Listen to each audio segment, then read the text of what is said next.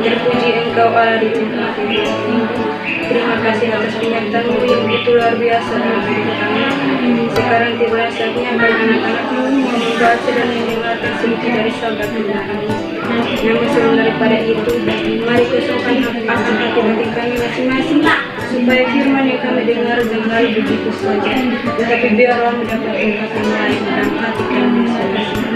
Bersabdalah Tuhan sebab kami siap mendengarnya. Haleluya. Tema renungan yang saya pilih dalam bacaan kita saat ini yaitu semua akan menjadi kenyataan.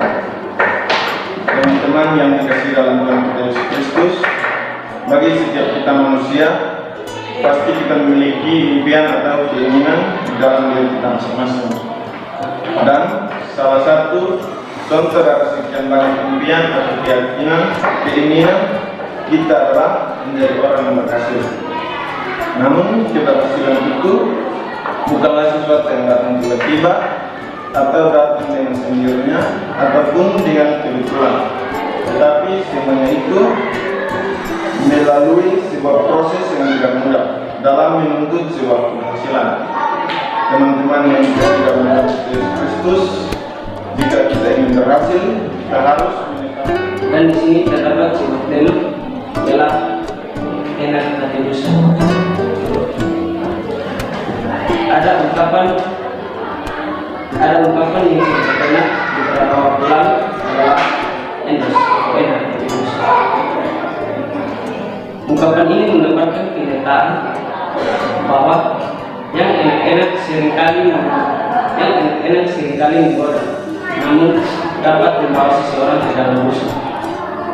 Contohnya, ada salah satu contoh yaitu berbohong. Tentunya berbohong kepada orang tua. Ketika orang tua kita bertanya, "Hari nanti ikut sekolah atau tidak?" Pasti tentu kita jawab, "Ikut Bapak" atau "Ikut Mama." Lalu kita mulai bergerak, artinya kita mulai siap-siap datang ke sekolah. Tapi ketika kita sampai di sekolah, rupanya kita masuk untuk belajar, namun kita ingin masuk hutan, keluar hutan, hidup di kuburan, itu artinya kita tidak keluar.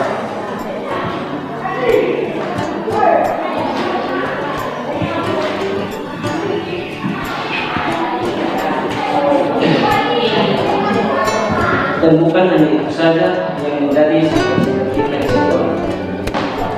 Ada beberapa lagi, yaitu alfa, bolos, terlambat, suka menyontek ketika ujian, dan melawan kepada guru.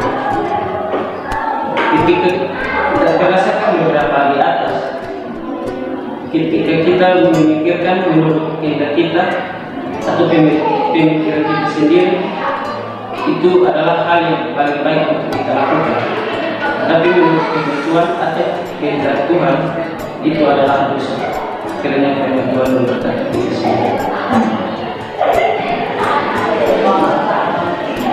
Jadi tema bagi kita pada pagi hari ini adalah menjadi penjaga yang berintegritas. Saya ulangi, menjadi penjaga yang berintegritas. Kata saudara-saudara yang dikasihi oleh Tuhan kita Yesus Kristus, kata berintegritas adalah gambaran diri kita dalam suatu organisasi yang terlihat dan terlihat.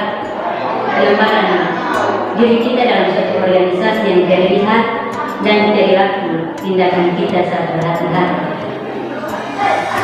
Saudara-saudara yang dikasihi oleh Tuhan kita Yesus Kristus, kali ini Yesus menjelaskan pentingnya berjaga-jaga melalui perumpamaan tentang seorang hamba. Seorang hamba kita lihat seorang timur kata gambar seorang hamba dalam Tuhan.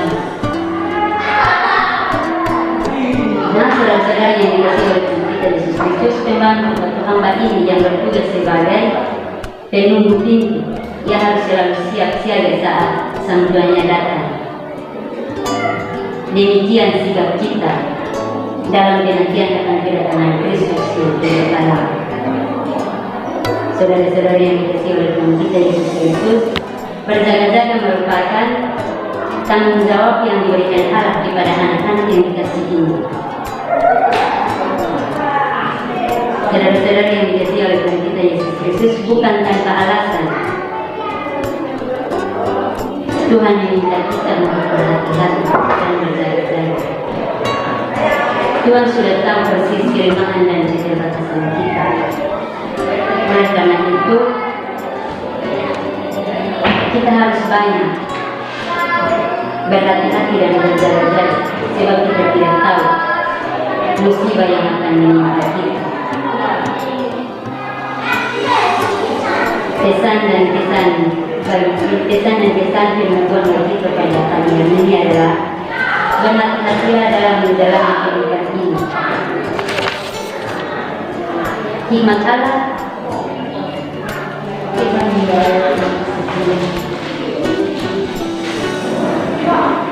Di waktu itu, Paulus menerima penglihatan dan pernyataan. Paulus berbilang, Tuhan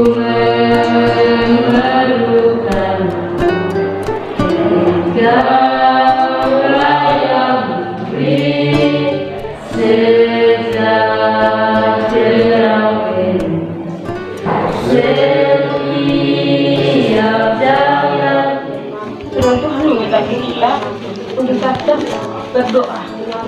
Kita tetap pernah menyerah. Walaupun doa yang kita panjatkan itu, kita berpikir bahwa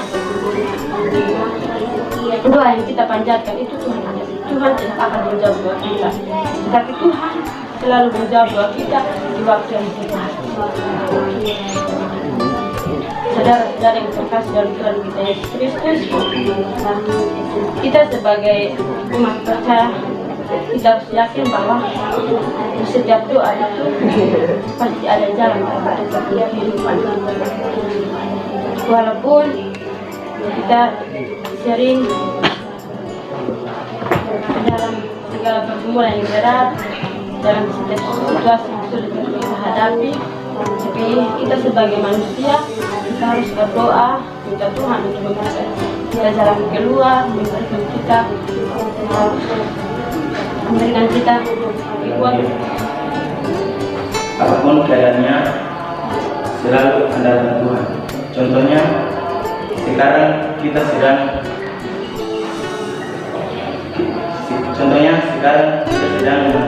menghadapi ujian. Kita harus sabar, selalu berdoa agar kita bisa melewati ujian dengan baik. Jadi mari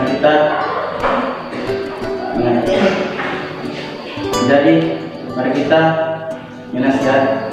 menasihati agar selalu sedikit dari saudara benar. Namun sebelum itu mari kita masukkan kami supaya kami dengar dan kami bersih. Tapi biarlah kita terlibat dalam kami.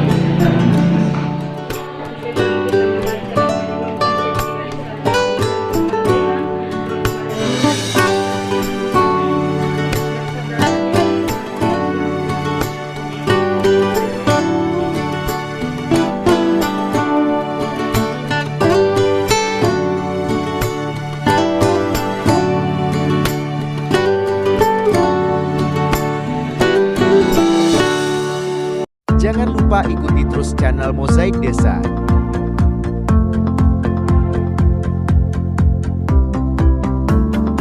Selalu berbagi dengan orang desa. Mozaik Desa.